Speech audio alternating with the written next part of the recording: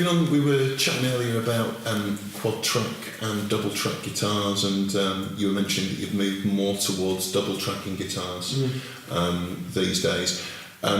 What affects you making the decision on an album between using double track guitars or quad track guitars?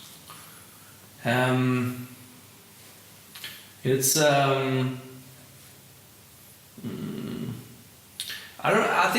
I think it's more of if you succeed. If you're not succeeding of getting the result that you want, then add on two more. Right. You know. Okay. I prefer. I mean, it should be possible to have like one good guitar sound, put it on the left side, one on the right, and that's it. You know. Cool. And then add in things like extra guitars, ambient guitars. That's all good. For a chorus, you want to have an even wider feeling or a thicker feeling. Do you ever take a guitar overdub to pan in the centre of the mix? I'll try that, yeah. But mostly it's not so cool. Right, and we chatted before briefly about sort of multi-cab recording, so if it's one guitar performance left, one guitar performance right, running it through two different amps at the same time or reamping through a different amp. Is that something you do? Oh yeah. Yeah. Yeah, that's really nice. I like that. So I have different colors, but I mean same take, but you have these all different grains. Sure. I really like that. Yeah. And how do you go about preventing phase issues? I mean, it's really fun. It's really cool if you're picky with that from the beginning. You bring on one mic and make that one sound good. And this should be our foundation.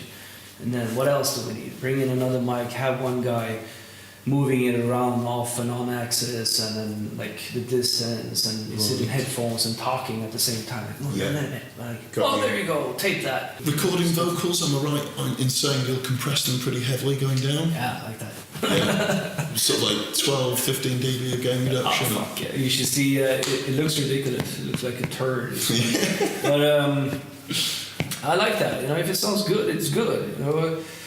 I use a lot of. I think I probably have like 3 or 4 compressions in my chain. On the vocals when you recorded? Yeah, on the recording. So serious compression, printing it. Serious. Yeah. That and like 3 or 4 compressions. Some tape emulators like the Fatso. Moving on to the mixing side of things, do you tend to go with 2 different kick drum sounds or 2 different snare drum sounds? Sometimes it's crazy. I mean, sometimes it's like about 6 to 7 different kick drums. How wide do you generally tend to have your overheads when you're mixing? Left, right. Just all the way to get really wide. And same with the room mics, do you ever take those really wide as well, or do you tend to have them up the centre? It also differs a bit, but mostly it's very much left, right. Right. And sometimes it's cool to even add in like a mono room too, sure. Like a bit closer to the kick drum, for example, if that one is not loud enough, depending on the brand. Do you ever compress your overheads?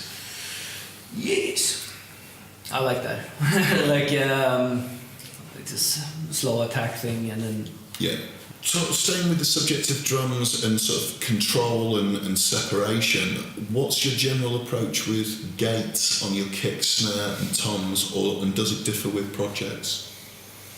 No, it doesn't differ that much with projects, but it was a lot of gates and expanding earlier. Yeah. Now it's more like if I'm having a problem with tom bleed, for example, if you have a loud ride in the floor tom or something, I'll go enveloping it as much as I can. And if that's not working good enough, I'll use the samples that we did for the samples. So you'll edit the waveforms? Yeah, I edit the waveforms. Yeah. Do you tend to get your guitars hard left and hard right? Yeah.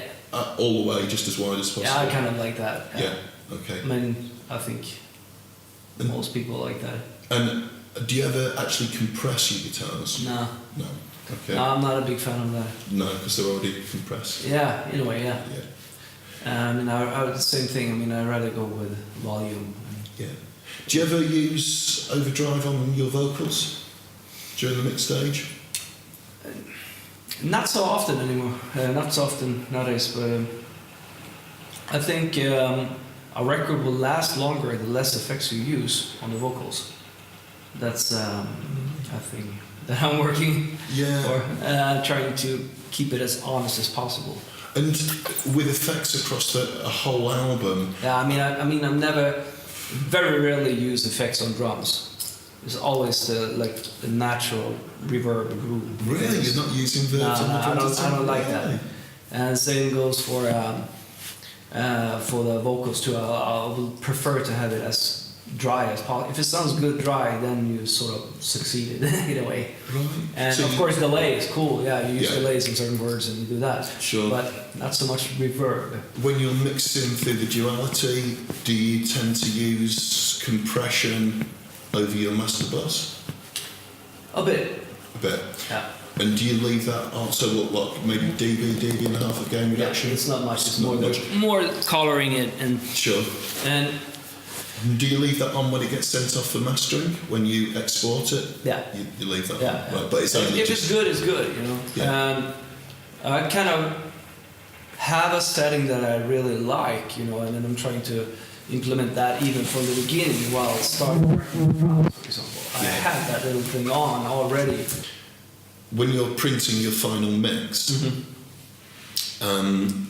is there anything that you have in mind what is going to be taking place when it's mastered? In other words, do you tend to provide a bit of compensation? Do you ever turn the kick drum up a little louder than you want it? Yeah. Or Yeah, right. I have my ways. Kick and snare is mostly a little bit higher than I would like it to be. Bergstrand, thank you very much indeed.